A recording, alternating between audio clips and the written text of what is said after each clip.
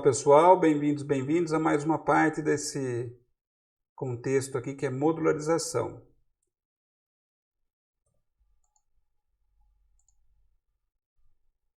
Bom, mais uma vez tentando pegar aquele conceito lá de padeiro, ele recebe os ingredientes e ele entrega o pão solicitado. O que tem aqui dentro, né? Então a gente tem os ingredientes, que são os dados que a gente passa para esse padeiro. Dependendo dos ingredientes que a gente mudar aqui, a gente vai ter outro tipo de pão. Então eu posso passar farinha de trigo aqui, tem um pão com glúten. Eu posso passar farinha de arroz, eu posso ter outro pão. E obviamente para fazer a composição aqui com farinha de arroz, a massa é diferente, vai ser outra regra aqui. Eu posso fazer com leite, eu posso fazer com leite de amêndoa. Aqui pode-se mudar bastante coisa para você produzir diferentes tipos de pão. Aqui é uma caixa preta. Aqui o padeiro sabe fazer a coisa. Eu provavelmente, se for fazer o pão, não vou conseguir obter o resultado desejado. Bom, se vocês se lembram, a gente já tinha falado o que era um módulo, né? Um grupo de comandos que constitui um trecho de algoritmo com uma função bem definida e o mais independente possível das demais partes do algoritmo. Cada módulo, durante a execução do algoritmo, realiza uma tarefa específica da solução do problema e, para tal, pode contar com o auxílio de outros módulos. Então, notem aqui, eu estou esquematizando o módulo, na verdade, o algoritmo principal, que chama outros módulos que podem, por sua vez, chamar outros módulos. Então, esse é o conceito que está por trás desse processo. A ideia é simplificar a nossa tarefa. E quais podem ser esses tipos de módulo? Eu já vou adiantar para vocês que podem ser de dois tipos, ou funções ou procedimentos. As funções retornam um valor e o valor é retornado através do nome da função. Tá? Os procedimentos retornam 0 ou mais valores. Podem ter situações que eles não retornam nada. Eles simplesmente imprimem alguma coisa que, pela complexidade do processo, é vantajoso que se tenha como um procedimento. Ou podem retornar 1, 2, 3, mais valores e eles retornam pela lista de parâmetros. Nós vamos ver que existem diferenças de comportamento de funções e procedimentos, mas os dois têm essa tarefa de colocar dentro de um módulo uma função, uma ação bem definida e independente das outras. E detalhe é que nós já usamos as funções pré-definidas. Não usamos para esse caso aqui, eu estou aproveitando para a gente colocar, mas a gente já usou para seno, por exemplo. Então, existem as funções pré-definidas que já foram programadas e que a gente pode utilizar. Aqui eu estou pegando um exemplo de uma função pré-definida que devolve o tamanho de uma cadeia de caracteres. Então você tem uma palavra aí, eu pus palavra aqui, aqui eu li nome, está errado, aqui é palavra, tá? Ou você põe nome aqui. Então, qual é o seu nome? Leia nome. Aí a quantidade é o comprimento desse nome. E escreva, seu nome tem quantidade de letras. Aqui dentro tem uma função. Então há uma chamada de função e a gente passa o que para chamar para essa função? O nome, e ela vai retornar qual é o tamanho dessa cadeia de caracteres, quantas letras tem o nome que foi mencionado. Simples, né? Pois é. E como é que esse nome, como é que essa função se comporta? O que ela tem de interessante aí? Ela tem um nome, ela tem um parâmetro, nesse caso é um parâmetro, mas poderia ser uma lista de parâmetros, e ela tem o tipo de retorno. Tá? Então, essa daqui é uma função que tem o nome compr, de comprimento. Ela recebe uma cadeia de caracteres e ela retorna algo inteiro, que é a quantidade de caracteres. Quais são as funções que vocês têm disponíveis no VisualC? ABS, que é aquela expressão valor absoluto na álgebra, né? O arcseno, que retorna o ângulo em radianos, cujo seno é representado pela expressão. O arquicosseno, semelhante para o cosseno. O arctangente, arctan. O seno, dado uma expressão aqui, ele retorna o seno do ângulo. O cosseno, tangente. Notem que todos estão em radianos. E aí você pode ter uma função que é grau p rad, que faz o quê? Transforma de graus para radianos. E pode ter uma outra função também que transforma rad p grau. Ele transforma de radianos para grau. A gente pode ter cotangente, exp, que retorna o valor base elevado ao expoente, né? Ambas expressões do tipo real. Então, se eu quiser fazer base elevado ao expoente, eu posso fazer isso daqui. Eu tenho o int, que ele retorna a parte inteira de uma expressão. O log n, o quad, que eleva ao quadrado. O raiz q, que pega a raiz quadrada. O rand, já foi mencionado em uma outra aula no módulo de estrutura de dados. O randi, idem. Para caracteres, ASCII, dado uma cadeia de caracteres, ele retorna o código ASCII do primeiro caractere da expressão. O carac retorna o caractere cujo código ASCII corresponde àquela expressão. O carac pnum, ele pega um caractere e retorna o inteiro real representado pela expressão. O compra a gente já mencionou. E o cópia, ele pega e faz uma cópia parcial da expressão até n caracteres. Ele pega a partir do P até n caracteres. Maiusc, já deu para adivinhar o que faz, né? Minusc, idem. Num para carac, ele pega o número e transforma para caractere. E o pós, esse aqui, retorna um inteiro que indica a posição em que a cadeia sub C se encontra na cadeia C. Ou zero, se essa eventual suposta subcadeia não está contido dentro da cadeia. Eu falei de tabela ASCII, né? Então, vou abrir um parênteses aqui para vocês para mostrar a tabela ASCII, para não falar que eu fiquei devendo isso. Eu não sou de ficar devendo essas coisas. Então, já que eu falei tabela ASCII, estou aqui para mostrar para vocês. Aqui está a tabela ASCII, vocês vão ver o valor em decimal, em hexadecimal e em octal. E aqui o respectivo valor envolvido. Se você quiser imprimir o 7, por exemplo, na verdade ele é um som. Os valores, as letras, elas vão de 65 a 90 e de 97 a 122. Notem que existe uma diferença de 32 aqui. 65 mais 32 vai dar 97. Portanto, se eu quiser transformar esse aqui em minúsculo, eu somo 32 no ASCII. E se eu quiser transformar esse aqui em maiúsculo, eu subtraio 32 e eu chego no A maiúsculo.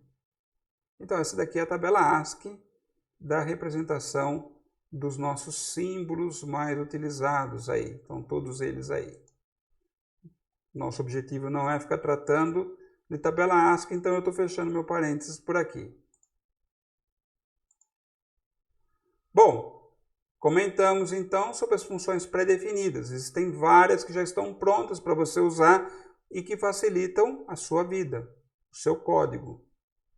Imagina se a gente tivesse que fazer as nossas expressões escrevendo todo o código do seno, por exemplo, só para simplificar.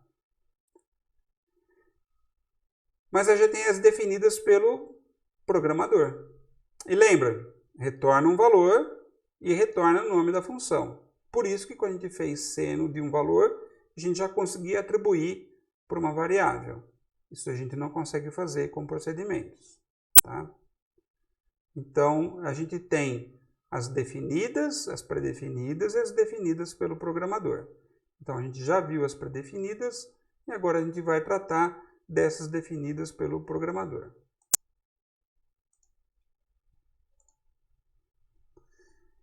Como é que a gente faz isso?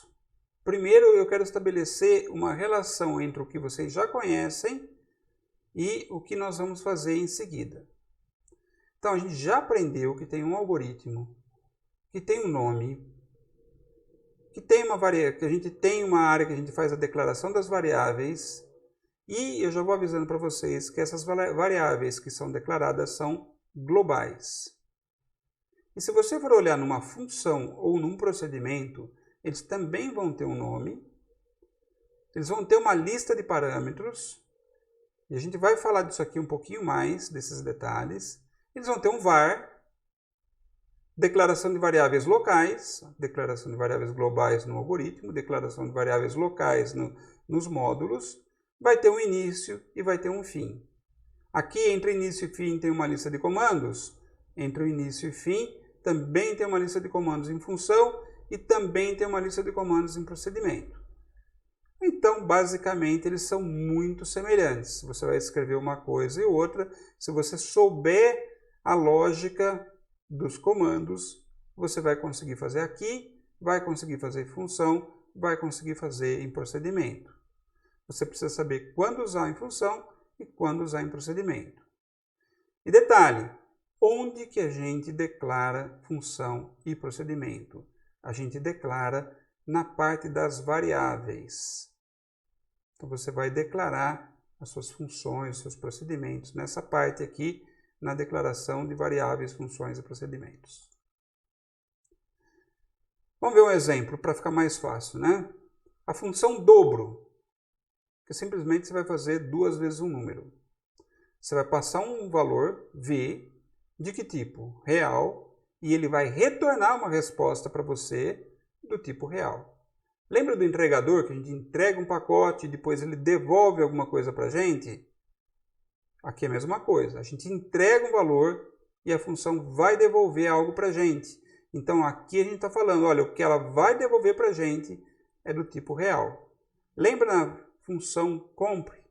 Que a gente passava uma cadeia de caracteres, ela devolvia algo inteiro para a gente, que era a quantidade de letras. Então, aqui a gente passa um valor e a gente quer um valor de volta. A gente quer o dobro dele, né? Então, a gente quer de volta um valor.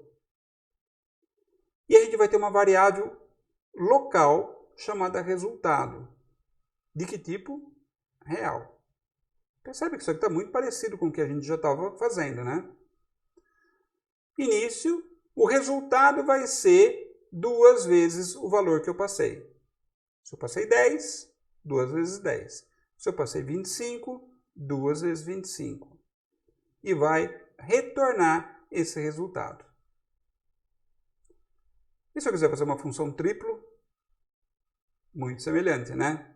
Função triplo, então aqui o nome é dobro, aqui o nome é triplo. Vou passar um valor para essa função, estou passando um valor para essa função, chamei de V nesses 2 casos. Você poderia colocar outro nome?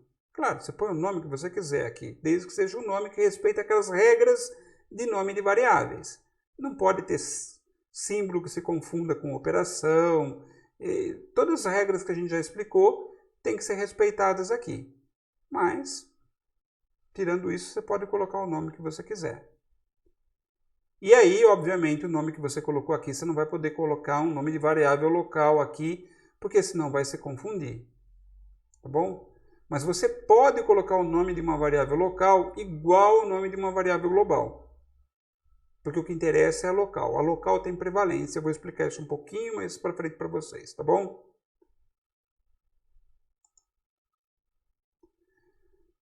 Então, eu resolvi escrever a função dobro e triplo de duas formas diferentes para mostrar para vocês que dá para fazer isso e onde é que elas se encaixam.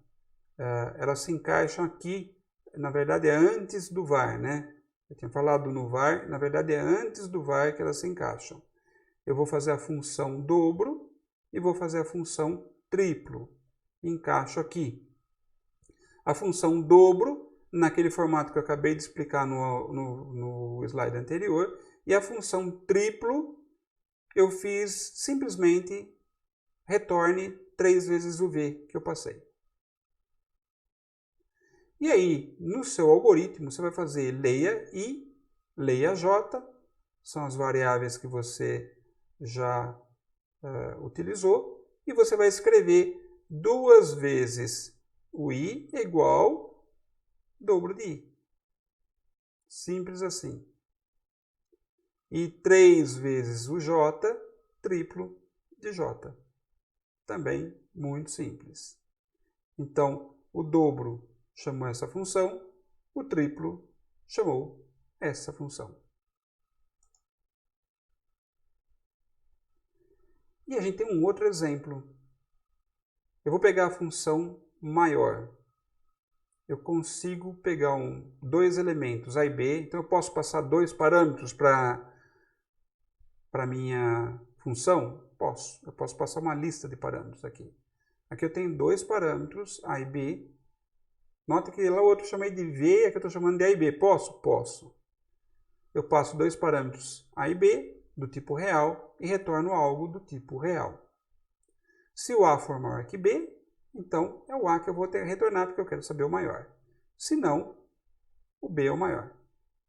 Retorno o B. Minha função, simples assim. E aí eu vou ter 4 variáveis dentro do meu algoritmo. A, B, C e D. Eu vou ler A, o B, o C e o D. E aí olha só que coisa legal. Eu vou dizer que o meu maior vai ser o maior do maior de AB com o maior de CD.